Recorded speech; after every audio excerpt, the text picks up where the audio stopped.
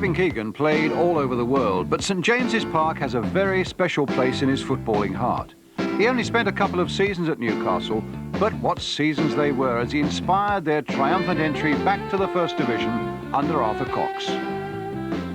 He can't, of course, pick himself for this greatest ever Newcastle United team, but there's little doubt that in the minds of those who love this great old club, he would have been a major contender. You have only to look to see just what the St James's Park fans felt about Keegan after that short, amazingly successful spell that he had here. They truly took him to their hearts. And here's why.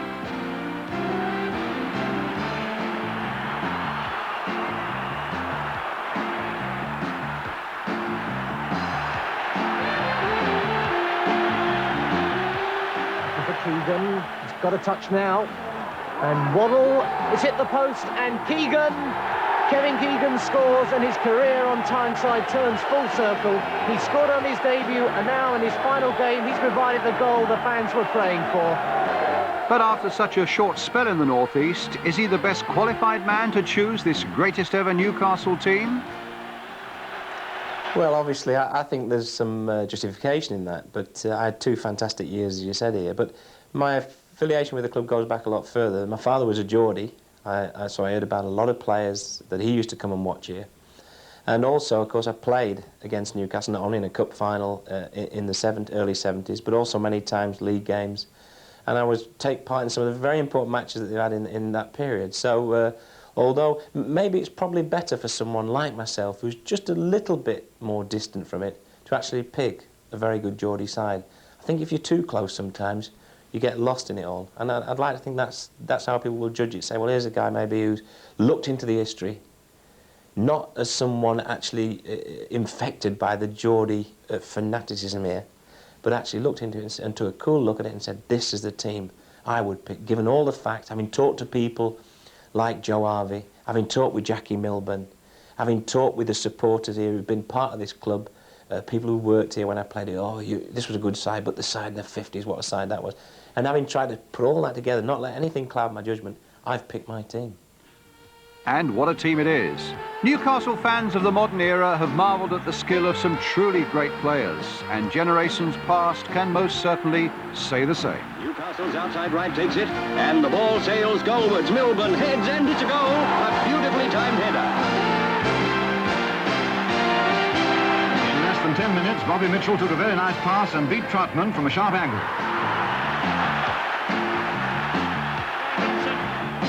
Number 8 for Newcastle, going his shot.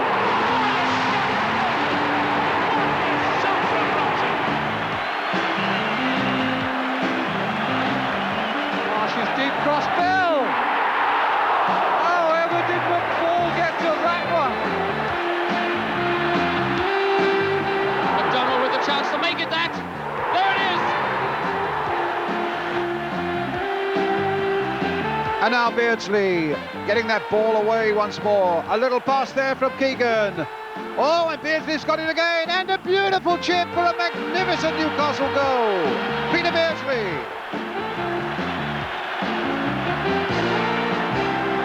On to Waddle. He's got support outside him. He may not need it. Waddle shot. It's a goal. And now Gascoigne. Oh, a fabulous goal by Gascoigne.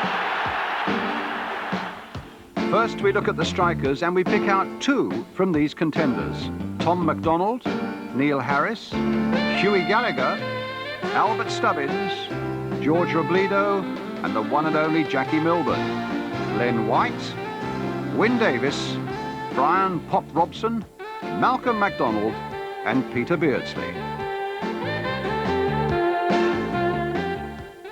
One of the greatest problems always picking a team is strikers. And if you go back as far as the 20s, they had an incredible wealth of strikers. They had a chap called MacDonald who scored over 113 goals in 300 odd games. They had another chap called Neil Harris, whose record was even better than MacDonald's. But the chap who really stuck out, and who is a legend in this part of the world, even to this day still, obviously, is Hughie Gallagher. I mean, incredible goal record, 140 odd goals in 180 odd appearances. I mean, that's an incredible strike rate. And the fact he plays centre forward, he was 5'5" tall, and he cost and it's £6,500 at the time. And he had little problems in his life, but I tell you, when he got on a football field, this guy was a living legend here. And his name today, my father used to talk about one man down here, it was two really, War Jackie and Hughie Gallagher. He was the George Best. Of course, Albert Stubbins was here through the war years, and he's a tremendous striker, and another personality up here whose name is spoke with reverence. His goal record is fantastic, and of course he went on after the war to Liverpool and was very successful there too. Of course, George Robledo, the Chilean international, came up here and they really took him to their hearts. He was part of the great Milburn era, but his record alone, if you set it aside from Milburn, he tended to be overshadowed by him possibly. He's just phenomenal, 80-odd goals in 140 appearances. He's a tremendous strike rate for someone who was seen as a winger, inside forward type winger, not really as a prolific goal scorer. He's a great goal poacher. And of course, probably his greatest moment was scoring the winning goal in the 1952 Cup final against Arsenal. Of course, then there's Jackie Milburn, who you can talk about legends all over the world, but that man here, War Jackie, is just extra special. A gentleman, someone who I very remember welcomed me to the club like I was his son. And I would imagine I would have loved to play with someone like him. He was a giver. He would score goals. He could play anywhere, right wing, centre forward. I heard people talk of him scoring goals from 40 yards. Milburn is there, and he fires in a terrific shot. Farms beaten all the way. He was a big man in every sense of the word. A megastar in modern-day football.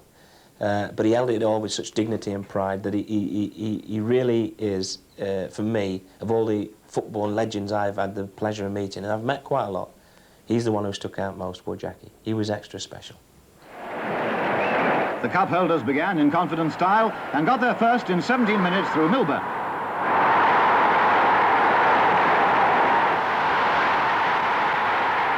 Of course, Jackie scored 2 great goals in the cup final in '51. Blackpool hesitated, expecting an offside decision, and Jackie Milburn's away on his own, a beautiful solo effort.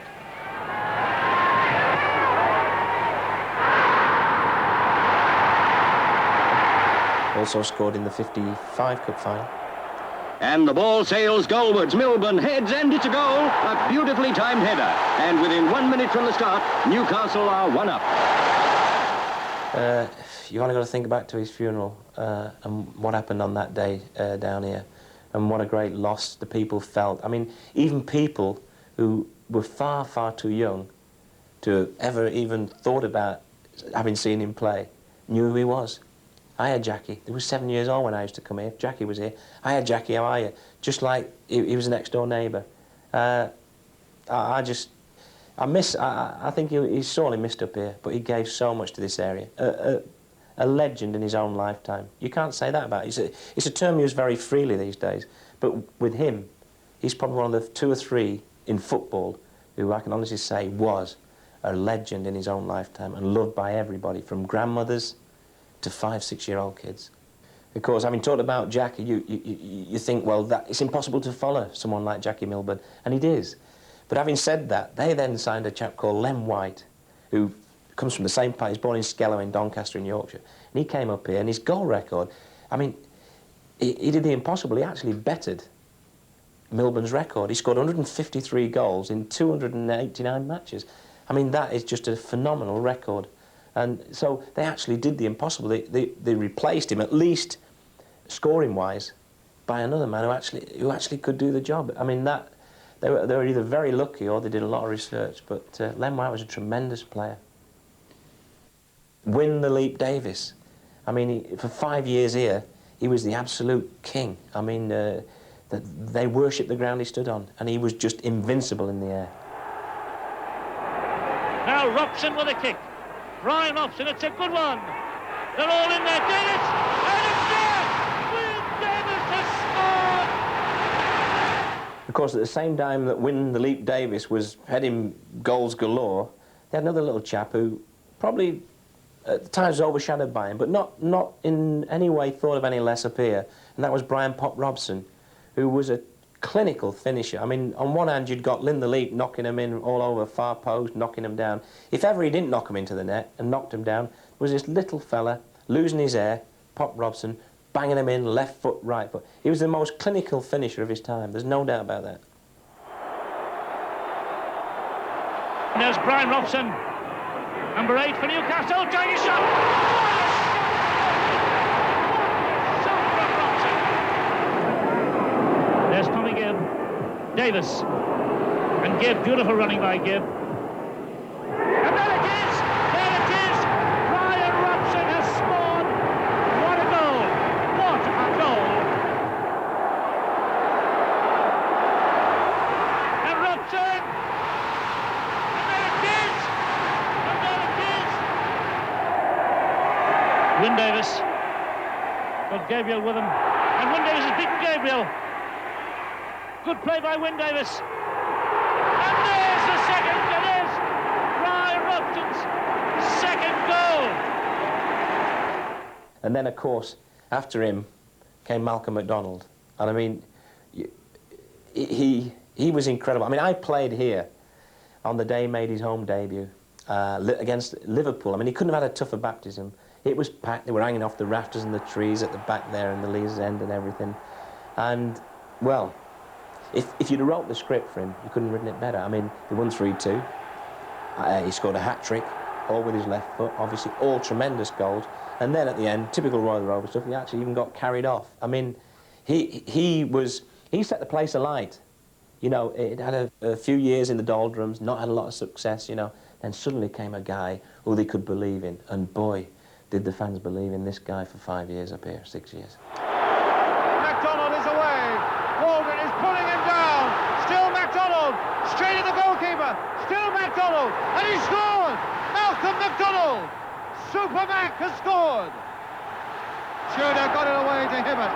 MacDonald is on ahead. What a ball there by Hibbert. And away goes MacDonald again.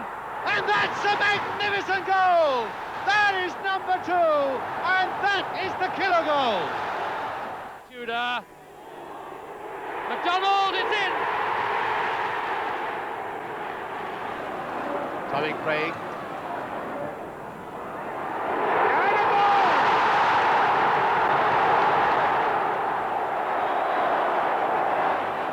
Cassidy.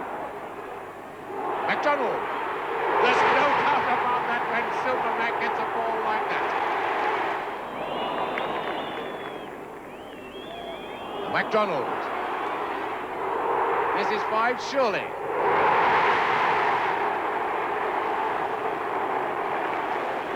Hibbert. Smith outside him. Oh, and a goal! Malcolm MacDonald's second goal, and a classic one at that. Hibbert going on the left side. MacDonald's free in the middle. There he goes. That's the way to score them. That is the way to score them. There's MacDonald, and there's his goal. Number 7, Burns. MacDonald, 2-0.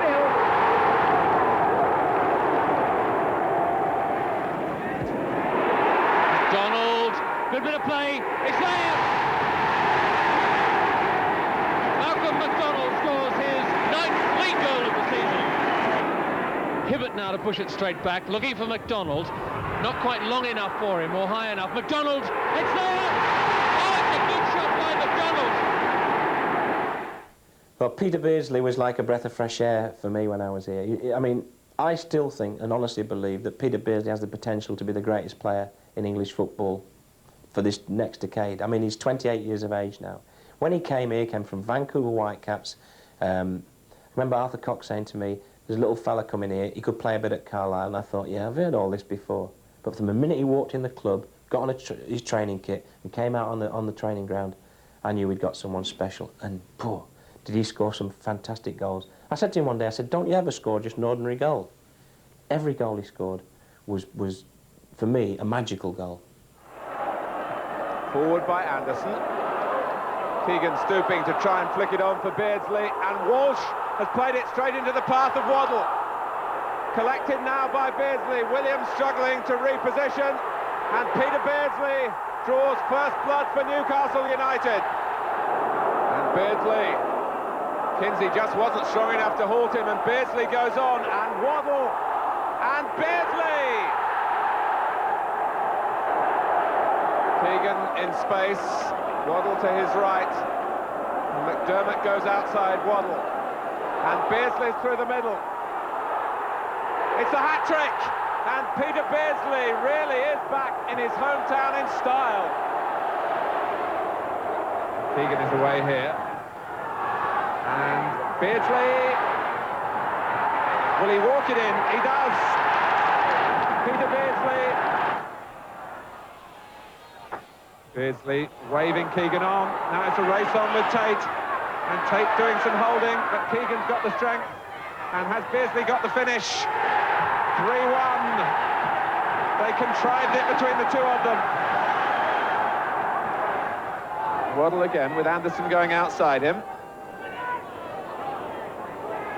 And the overhead kick is in from Beardsley, to the surprise and astonishment of the Fulham defence.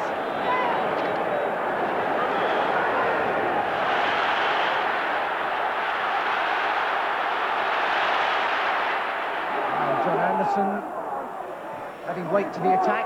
Keegan's dummied it, and Beardsley, what a positive finish from Peter Beardsley. It's 5-0 now to Newcastle. Prairie, now Beardsley. Neat 1-2 with Keegan. Beardsley still going, great close control. And a really excellent finish there from Peter Beardsley. 2-0 now to Newcastle, they're on their way. I think a lot of the criticism aimed at Peter Beardsley is that he should score more goals. But I don't think you underestimate how much the little fella works, you know. I mean, I think maybe you've got to be like I was and play with him to appreciate how valuable he is. He's a maker and a taker of goals in that order. And, you know, whereas someone, say, like Gary Lineker is a taker of goals and he maybe makes a few. This little fella, he's all over the place. And so, he will score more goals the older he gets. The penny will drop with this chap that, you know, you sometimes do score bad goals, but there's no such thing, really. As I say, he only scores great goals at the moment, but for me, he was just magical to play with, and I still think there's more in him. I still think we haven't seen the best of Peter Beardsley. Corner coming across now. And Beardsley rifling it through. A goal for Newcastle. Newcastle still on the edge of their box, and they found Beardsley with it. A little cheeky dummy. Peter Beardsley. Gets in once more there. A good dummy there by Waddle. A shot charged down. It only comes to Peter Beardsley. Keegan and Beardsley combining up front, and now it's Peter Beardsley again from a long way out. A fine goal for Newcastle. Up in the air from Wharton. Cunningham disconcerted Moran, and Beardsley. A clinical finish. Beardsley, the first to react to it. A little touch there for Keegan. He gets it back again. Gets it back again. There's a marvellous goal from that chip by Peter Beardsley.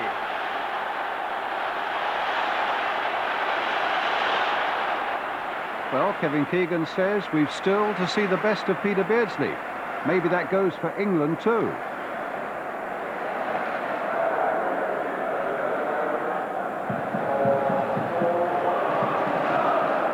Beardsley. Dummy. Beardsley gets it back from Barnes. Beardsley again! England ahead!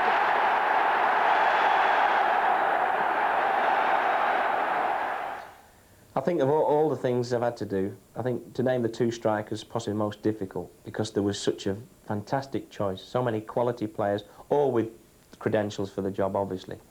But in the end, I suppose it's quite easy. I couldn't leave Hughie Gallagher out the side.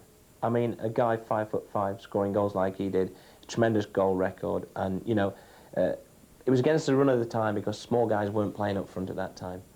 And the second one I went for was Malcolm McDonald. because I think through an era when the club didn't have a great side, he still scored goals, and he kept the club in the headlines when they weren't really doing it on the field week in, week out. But don't get alarmed, you Newcastle fans. I've not left Ward Jackie out. I've got another role for him, which I'll tell you about later on. All right, let's check the two striking positions then that Kevin Keegan has chosen for this greatest ever Newcastle side. Hughie Gallagher, 143 goals in 174 games. And alongside him up front, Malcolm McDonald, 121 goals in 228 games. What a strike force they'd make. Now we turn to the other end of the field, to the goalkeepers, and these are the contenders. Jimmy Lawrence, Jack Fairbrother, Ronnie Simpson, and Willie McFall. We've had some real characters as goalkeepers over the years, and none more so than a chap called Jimmy Lawrence, who, at the turn of the century, 1902 to about 1922, something like 18, 20 years at the club, he made over 500 appearances, and I mean, nobody's made more than that. Another character, and I mean, goalkeepers are known throughout the years as characters. I mean, they say goalkeepers and left wingers are a bit crazy. Obviously, Jack Fairbrother came into this category. He played in the 1951 Cup winning side, and he obviously was a real crowd pleaser. He actually, I read in the book, he used to play in policemen's gloves and things like that. I would have thought he was very, very popular at the time with the fans. Then he was succeeded by Ronnie Simpson. Now, this chap, it's just amazing. I mean, when he was here, they thought he was finished. I mean, they let him go in the mid-50s, thinking that was it. And of course, as we know, apart from playing in 2 cup-winning sides here in 52 and 55, he then went on to play for Celtic and actually play and win the European Cup Winners' Medal. And of course, after him came Willie McFall, who is a modern-day legend on Tyneside. He was one at the club an awful long time, of course, ended up being manager here. And he was in what was termed a successful era for this club. Of course, he was in the City Fairs winning side, and he also played in the Cup final 74 against Liverpool, which unfortunately was a bad game for Newcastle. But Willie was a great club man, and he was a reliable goalkeeper. They didn't always have a great side round him, but he always came out with a lot of credit. He was a very, very good last man, and his respect up here is tremendous. If you cut him open, Willie, he'd have Newcastle United written inside him somewhere like a stick of rock. It's a great shot and a beautiful save by McFall. Back header by Bell. Barnes, Bell! Great save by McFall! Donachie will have that. And if he can cross, there are plenty of men waiting. Bell jumps. Stewart is there. Great save, but an own goal, no! Keely recovered. But Manchester City have been a formidable side here this season. Their first home defeat by Derby County last week. That's aimed for Marsh's head, and again McFall is equal to it. Marsh's deep cross, Bell! However did McFall get to that one? Bell's header, and again McFall meets it. As West Ham come forward again to Graham Padden.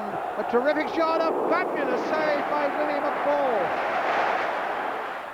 Costa on the far side towards Bowles. Oh, and he missed his kick. And Thomas! No! Stopped miraculously there by McFall. Now, 2 against 2. This might be interesting for Rangers. Still with Francis. Still with Francis. Oh, and a good save there by McFall. Straight at him. But he had to react quickly for all that. Who's the goalkeeper in this greatest ever Newcastle side? Well, it was very difficult. It came down to 2 in the end for me, as far as goalkeepers go. I had a tendency to lean towards Ronnie Simpson for a long time because not just for what he achieved here, but for what he achieved afterwards. But then when it came down to it, and this is Newcastle United video, and it's about Newcastle, I think I just had to put Willie McFall in front of him because he spent so many years here. He contributed so much to this club, both on and off the field. So I give Willie the edge, but it wasn't an easy decision. The goalkeeper then in this greatest ever Newcastle United side, Willie McFall, who later of course became the club's manager. Now we move to right backs. The contenders, Billy McCracken, Bobby Cowell, Dick Keith, David Craig, Irving Nattrass. They've had some tremendous defenders, right backs in the time, and one of them was a chap called Billy McCracken. Well, Billy McCracken played for the club from 1904 to 1922. He played in 3 championship winning sides. I mean, they've only won the league 4 times, so that was a very successful era for this club. And he's probably will be most remembered for the fact that he instigated the offside trap. I mean, a lot of people won't like him for that, but he was the guy who thought of it, and he worked with the other chap at the back, and apparently they got it off to a fine art, and he got booed whenever he played away from home. Another tremendous right back for the club was Bob Cowell. He played in all the 3 cup-winning sides in the early 50s. Tremendous club man, tremendously strong, and apparently the bigger the game, the better he played. He loved it. I mean, the cup finals would have suited him down to the ground. And then there was Dick Keith, another great fullback, just came afterwards. They've been very fortunate in it. Right back, they've had quite a few good players, and especially in this period, they were very strong. Then, of course, in the 70s, there was David Craig, who came as an apprentice from Ireland, one club man. Was said about him at the time, the best fullback in Great Britain. Now, when you think of some of the players you had at that time at fullback, you know, you'd have to include Wilson and these sort of players in the England team. The Scots had Gemmell, one fullback. But he was regarded the best fullback in Great Britain.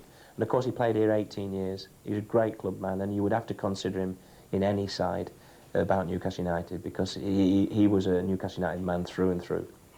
Best getting it run, Nattrass getting in, McDowell, and Craig right in there, and a goal! Goal by David Craig! McDonald on the line. Lyle, it's a bad ball out, and it's a goal. It's the equaliser from Craig. Craig has got it, it's 1-1. Of course, after David Craig, they had Irving Nattrass, who a lot of people, and myself, I must say myself included, felt that potentially here was one of the great full-backs. He could even play off the centre-half as well, so he could even play midfield. He was very adaptable. He never really fulfilled his potential. But when you talk about it, he had 200 appearances for this club, and he always seemed to be coasting, which is a sign of a class player, and he was a class fullback, there's no doubt about it. A very good user of the ball too. Nattrass, still with a chance. Good shot, it's in!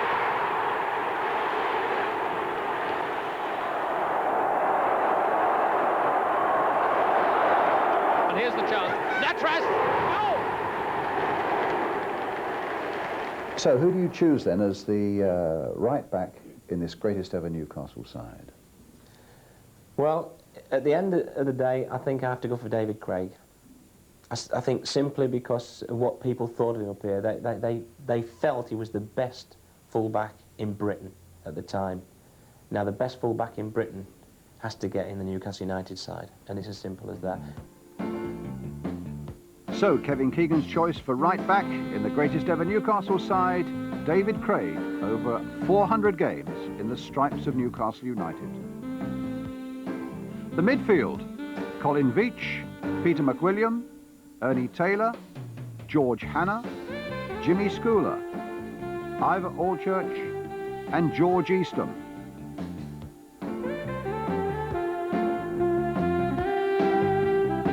Terry McDermott, who had 2 spells with the club, of course, Jimmy Smith, Terry Hibbett, Tony Green, David McCreary, and Paul Gascoigne. Kevin will choose 2 for this central midfield position. Colin Veitch, what a servant he was to Newcastle at the turn of the century. Played 16 seasons, 8 different positions, appeared in 5 FA Cup finals. Now that's some record. But first, another star from those days, Peter McWilliam. Well, obviously, Peter McWilliam is 1902 to 1911, and I've read up on this chap, and he must have been a little bit special, because Peter the Great, as he was known, he played in 4 cup finals and 3 championship sides. And not only that, he went on to become a great manager. So this chap obviously had a great knowledge of football, and you would have to consider him in any side at Newcastle.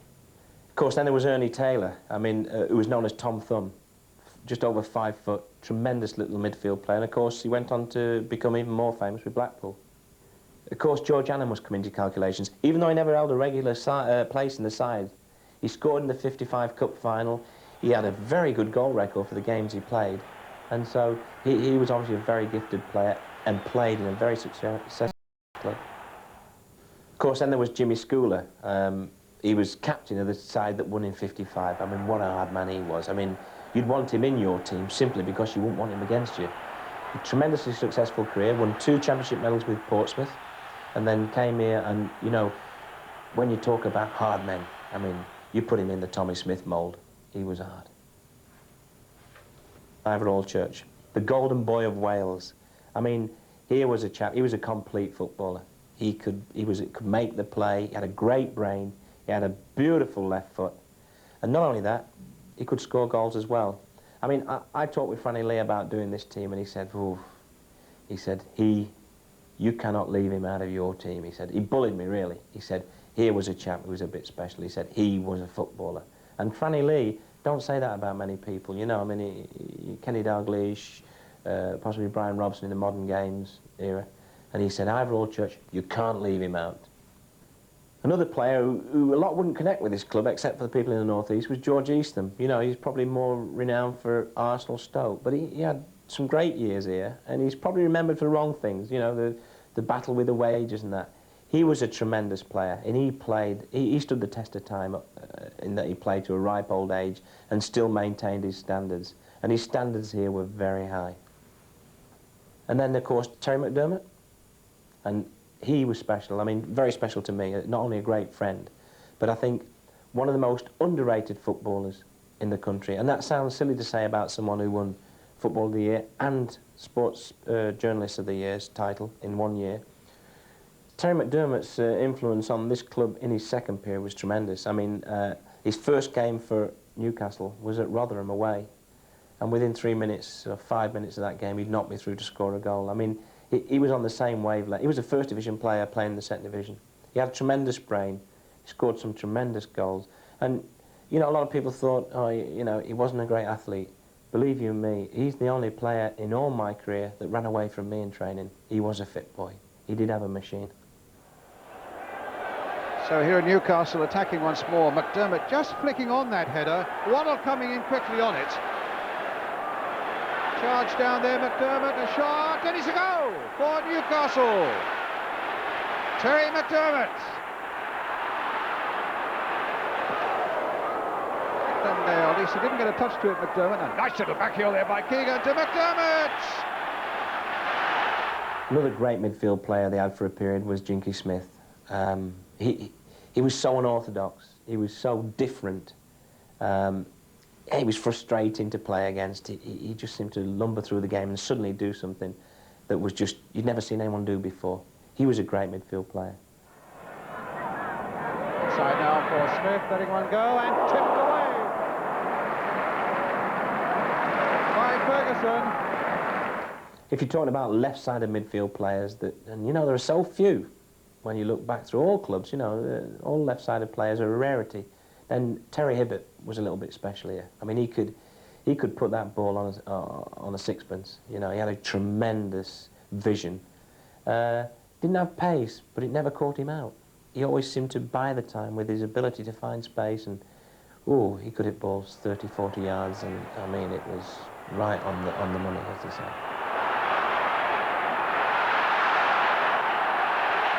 Intercepted by Hibbert. Martin in a bit of trouble here. Expecting the whistle, I think, and Hibbert going on with it well, sending Latchford the wrong way. Good football by Hibbert. There's McDonald, and there's his goal.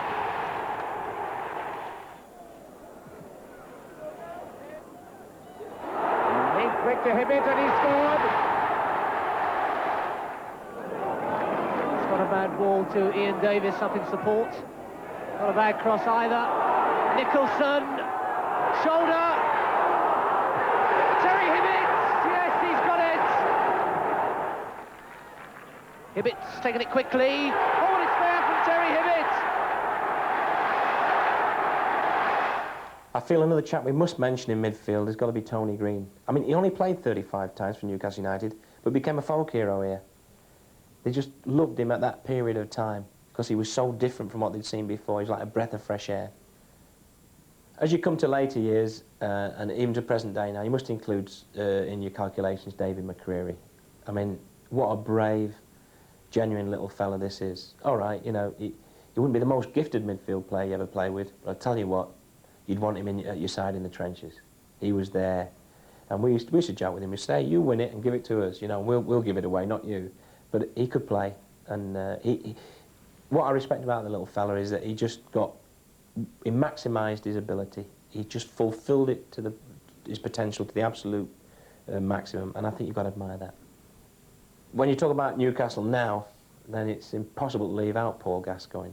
He made such an impact in the 2 years that he really was at the top here before he left for Spurs.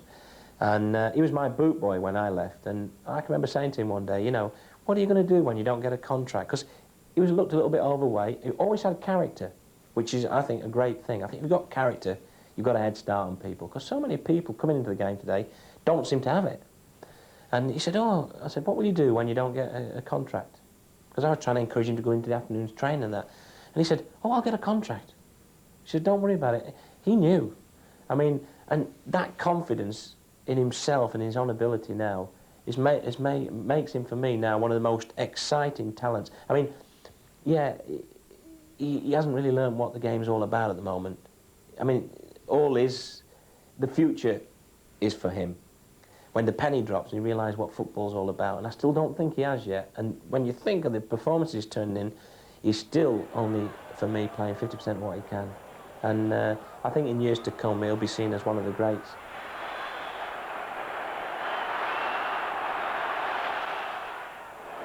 Coming once more now to Gascoigne, a long-range shot. Oh, a marvellous goal by Paul Gascoigne. Here come Newcastle again. Gascoigne's made a good run into the middle, and he's there to collect for Newcastle. Paul Gascoigne. Free kick to be taken there by Gascoigne, a really cheeky one. Gascoigne again waiting in the middle. Oh, a lovely piece of play and a superb save by Besant. Beardsley playing it in again, once more to Gascoigne, weaving his way through, a deflection, but a goal! Newcastle in full flight now, Gascoigne on the far side, a tremendous goal! Gascoigne now, he's quite unstoppable, 1 against 1, it's off the post. Can he finish it off? It's off the keeper. Defenders made a mess of it, and Gascoigne scores the goal.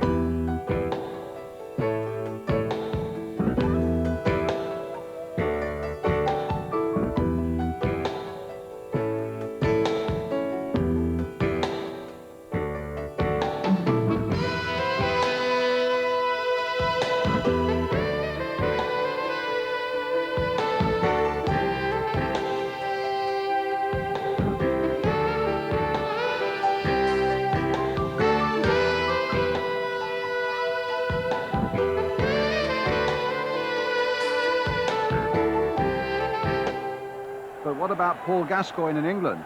Well, he made his mark for the under-21s in Yugoslavia with 2 fine goals. And on his debut for England in a full international at Wembley, he came on as a substitute and did this. Paul Gascoigne of England.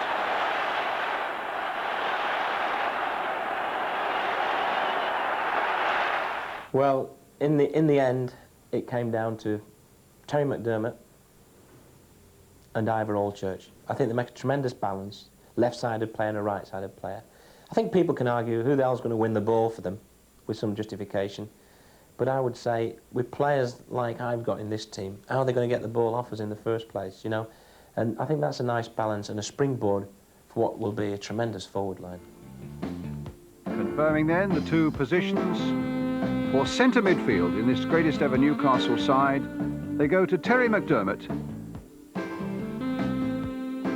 And alongside him, Ivor Allchurch.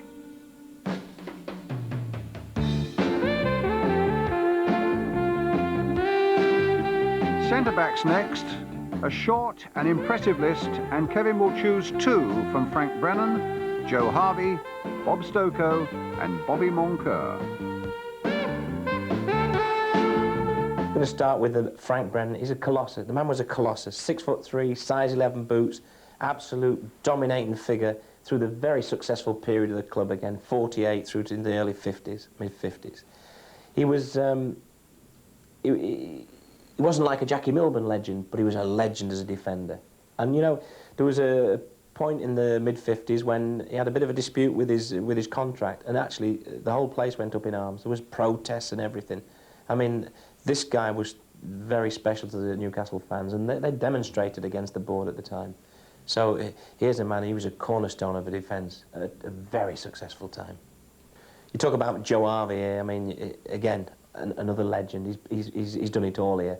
But when he played in the team, he wasn't really thought of as a defender so much, as more of a springboard to start attacks off. But he's such a big, strong, and a sort of utility man that I've considered him as a defender for my team, because I feel that's where he would have played. And of course, he went on to manage the side. They gave him a year contract, and he ended up 13 years in the job. I mean, not many managers, now they get 13 years and end up with 1 year. Another great character of the 50s was Bob Stokoe, of course. I mean, he went on to be a great manager, you know, with Sunderland, but he was a super player, strong, good user of the ball and that. And you have to consider him in the Newcastle side, because he was such a dominant force as well. Another great defender going through the late 60s, early 70s, was Bobby Moncur. Not only a great defender, a great club man. Played against him many times. He never gave an inch, you know. He was Newcastle through and through. Of course, he scored goals as well from defence. No more so important in the Intercity Fairs Cup final. He scored 3 in 2 legs of that. And also he led them to the Cup final appearance in '74 against Liverpool. Just a great club man, very tough defender. And certainly one of the toughest ones I played against as I come in as a kid. He knew all the tricks, and he wasn't scared of reputations or anything. He didn't score many goals, Bobby Moncur, but he saved 2 excellent ones for this Intercities Fairs Cup final against Wipesh Dosa. That was the first of them. And now just look at the second one, which Bobby Moncur starts from deep. Here he goes. Takes the 1-2, threads his way through, gets it back again, and then finishes it off with that drive there. So 2 goals there for Bobby Moncur, but not content with that. In the second leg in Hungary, he scores there as well to make sure that the Intercities Fairs Cup goes to Newcastle United. And who's there to receive it from Sir Stanley Rouse? Bobby Moncur himself.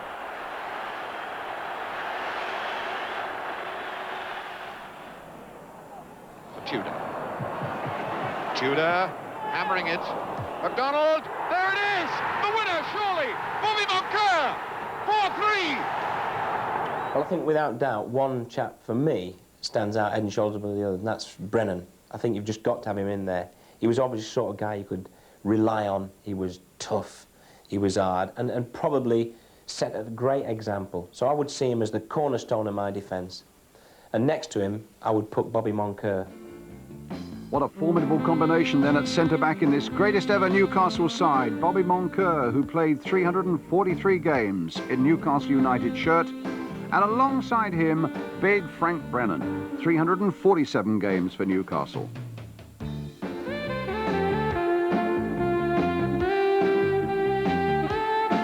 From centre-back, we switch to right midfield. Jackie Rutherford, Tommy Walker, Jackie Milburn among the contenders here. Well, Jackie Jock Rutherford, according to the book, played between 1901 and 1913 here. He was known as the Newcastle Flyer. I mean, he was an absolute flying machine, apparently. And quite a good goal record for winger, you know, around about 1 every 4 games, which, you know, is tremendous for an out-and-out winger. And he was just played 11 times for England, and I think you've got to, if you're going to play with a right winger, as I've chosen to do, you've got to fetch him into consideration, because his record's tremendous. Tommy Walker played in the early 1950s for Newcastle. When you talk about versatility, this chap was just unbelievable. I mean, when you look at what he did, he started off as a centre-half.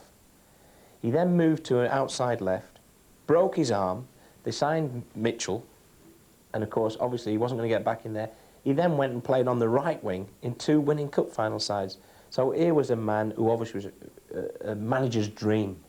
Because, I mean, I suppose if centre-half gets injured in the match, you switch him back to centre-half. I mean, he'd never lose that ability. Play left and right, so he must have had a good left foot, good right foot.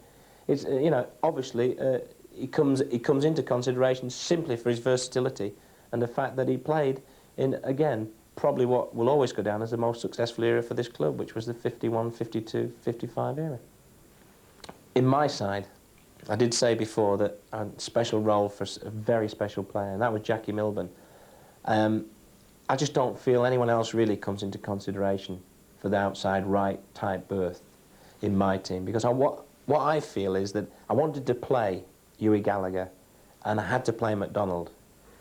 And I don't think you can move, though. They were pretty stayed-in-the-way type players. They'd played their whole life. Now, Jackie Milburn was, for me, on another planet. He could play anywhere. You wouldn't take anything away from him by putting him on the left wing, the right wing, dropping him back. I mean, Jackie Milburn would play out on the right and still score a lot of goals, and he wouldn't take away from my middle two. He was such an unselfish man as well. He would make them score goals. So that's my position. I've maybe abused him a little bit to fit into my team, but I think when you've got a great player like this, you can afford to abuse him a bit, because they're good enough to do that. You won't take nothing away from him.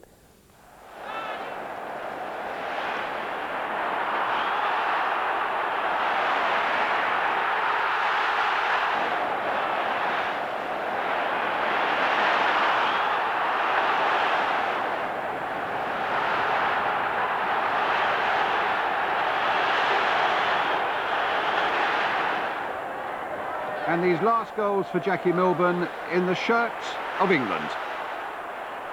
But there's no doubt in anybody's mind that Jackie Milburn would have to feature somewhere in the greatest ever Newcastle United 11. And Kevin Keegan puts him onto right midfield. He'd operate down that side of the field. 492 games for Newcastle United.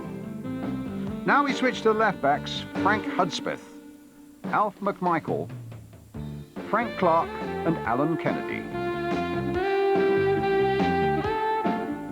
If we talk about great left-backs for Newcastle United, then we've got to go back, first of all, to 1910. A guy called Frank Hudspeth, who played something like 19 years for the club. He had forged a great partnership with McCracken. They were superb together. Not only that, if you look, he played an FA Cup winning side, a football championship side, but also, and what's more remarkable, he made his England debut at 35 years of age. So he must have been a very fit, strong player who stayed at the top a long time. The great left-back in the 50s side, of course, was Alf McMichael. He played in all the 3 cup-winning sides. He played for the club right throughout the 50s, and he played 40 times for Northern Ireland. So obviously, he was right at the top of the tree in the 50s. Another left-back who more, certainly younger people remember, of course, is Frank Clark, who was a tremendous servant for this club. 450 league games. And, you know, when you think about that, that's a lifetime in football.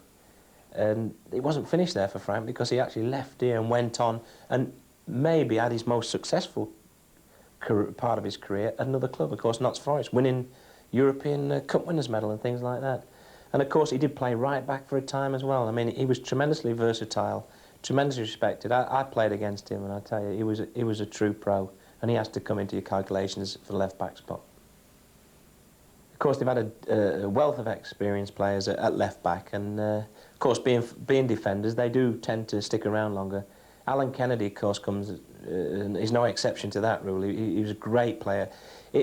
When they had a very good side that didn't win anything, this chap going forward was like playing against another left winger. He was very fit. Of course, he went on and probably played again his better football at Liverpool because he was under the, if you like, under the microscope a little bit more there. But certainly here, when you came here with Natras and Kennedy, you always knew you'd got a game on your hands if you were trying to get past these players. Toshak now finds the busy stride of Keegan. One side of Hibbett and then the other. And in goes Kennedy fearlessly there. So a free kick then to Newcastle. Played now onto the left boot of Alan Kennedy.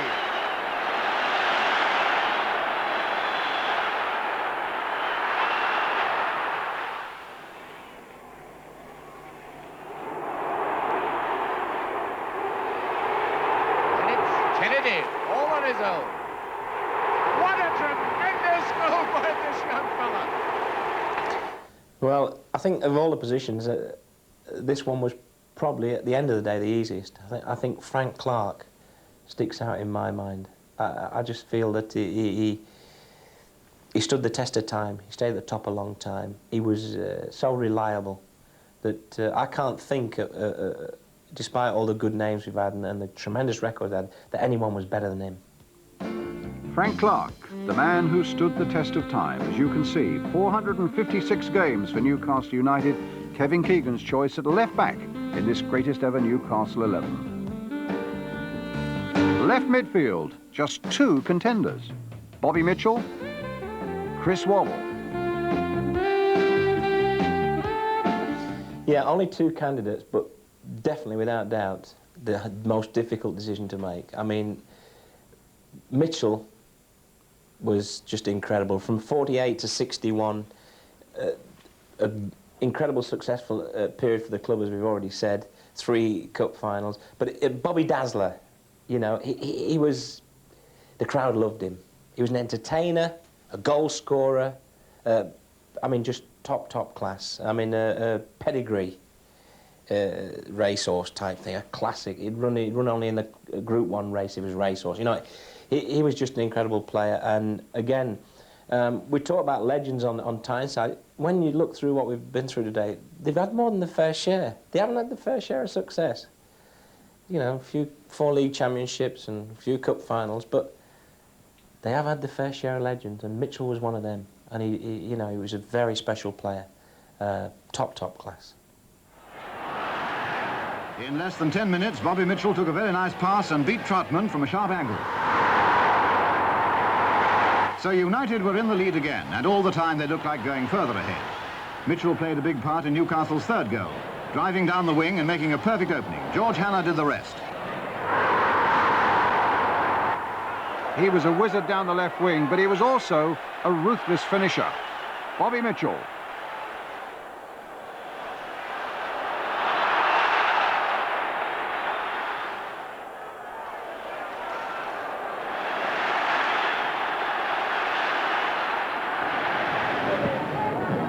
Just before half-time, Newcastle were attacking strongly, and King in the Swansea goal was having his work cut out.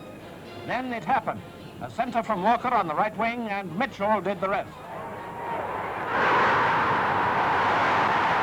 Of course, Chris Waddle, for me, falls in the same category. Just because it's modern-day football, you shouldn't take anything away from it. There's this tendency throughout life, and I think we're all guilty of it, to think that what has gone is much better than what we're seeing now. And we tend to judge what we're seeing now very harshly. For me, Chris Waddle is the most improved player I've ever seen in my life. And I've seen some players, you know, find a bit and they surprise you, but nothing like this guy. I mean, I can tell you stories about him when we came here where more or less Arthur Cox had to leave him out the side to motivate him. Sausage factory boy from Wallsend and all this. I can remember him also winning top scorer in the Kirin Trophy in Japan, which for a club like Newcastle, winning against Fluminense and all these Brazilian sides and that, was a tremendous feat. And because Chris was top scorer, they wanted him to do an interview. And he was so scared, he went and hid on the back of the bus. Now, if you can take that, and that's how he was, and see what you've got today, you've got a player who's grown with it. He's looked around and he's learned. Maybe not quickly. you know, first few years, it took him a while for the penny to drop. It's dropped. He's a world-class player. He could be the star of the next World Cup. There's no doubt about it. He's got so much ability. He's frightening when he runs at you. I mean, in five-a-sides, anything, you couldn't get the ball off him. At the first, we had to, you know, keep telling him how good he was and sometimes knocking him down. But now he's reaped the rewards of it. I'm sure he realised, I mean, probably I was hard on him just like everybody else here at the time. But for him, we wanted him to be better for us, if you know what I mean. He's a great player. And, you know, he's 28 now, 29, whatever, but it's not the end of him. I think the best is still there, and the World Cup stage is his stage. Keegan on the far side there towards Waddle with a fine header.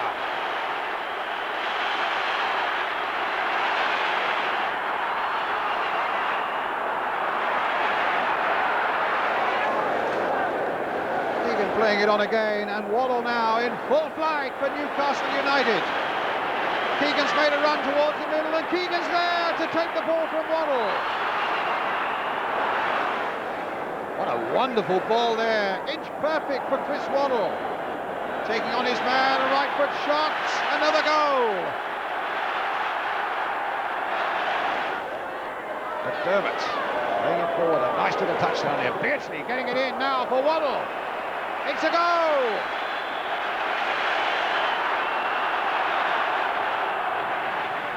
Wharton with the corner kick.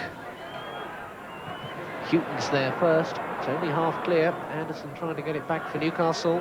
Martin was there with a little touch. Keegan, Waddle, he scored. That's the goal Chris Waddle wanted on his return to the team.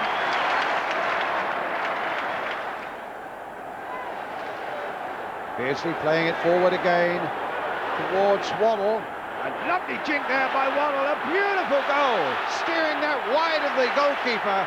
Absolute perfection.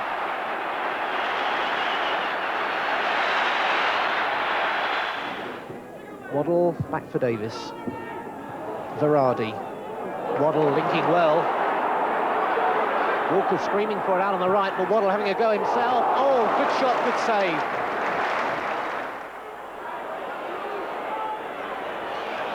Come Newcastle again. As Waddle goes past one, he goes past another. Looking to get to that byline. The little chip to the far side, just over the top. Some great work by Waddle. Cut out by Saunders. Oh, what a lovely ball. And Waddle's on his way. And is equalised.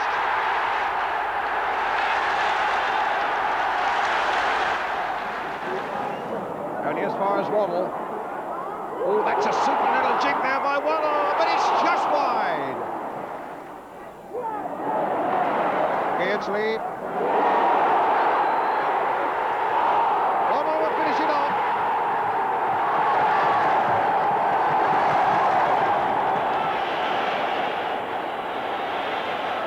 It's perfect that for Waddle to race onto it. He's over the goalkeeper. A marvellous goal by Chris Waddle.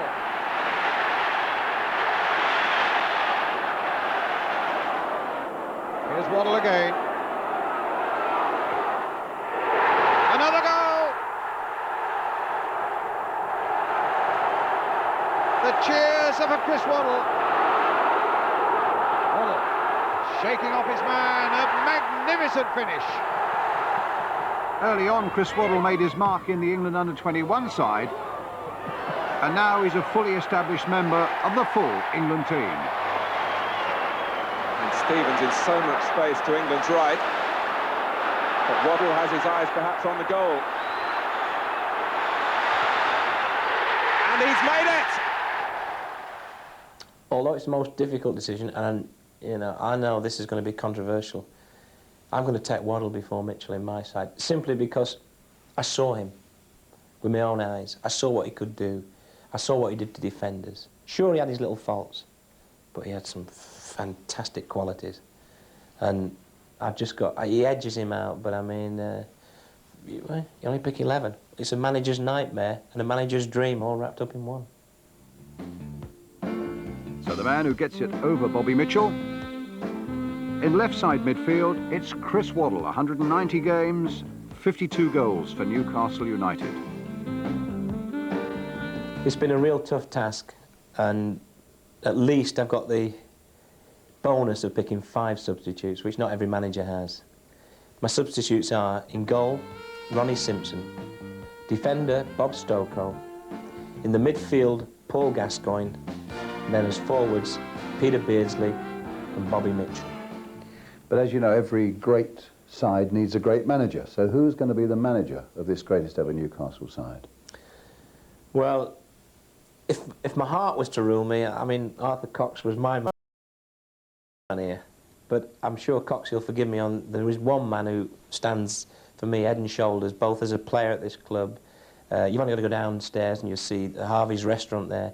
I think Joe Harvey stamped his name on this club as the manager who got a year and ended up here nearly all his life. And he was just Mr. Newcastle.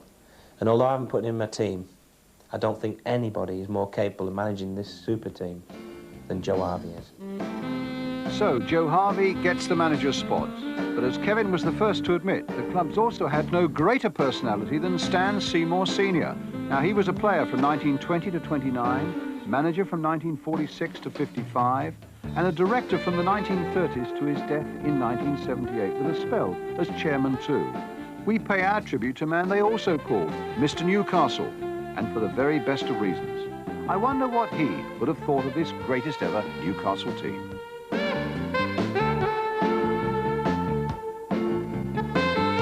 McFall in goal, and a back four of Craig, Brennan, Moncur and Clark. The midfield with Milburn on the right, McDermott and Allchurch in the centre midfield, and Waddle on the left. And then up front, MacDonald and Gallagher.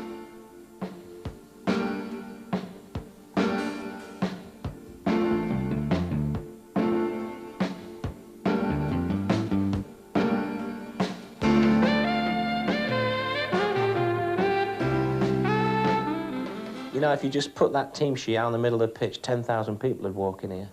I mean, there's a great saying, is that if you put an elephant on the pitch in a black and white shirt, you get 5,000 people in. Just to mention this team, the fact that people thought it might be there, they'd fill this ground. And, I mean, there's going to be a lot of debate. There's going to be a lot of people saying, what about him, what about him? And, of course, you know, you could look at it in 2 years' time and hopefully I'll be proved right with Chris Waddle. The future could prove me right with some of the players. But the past can't lie.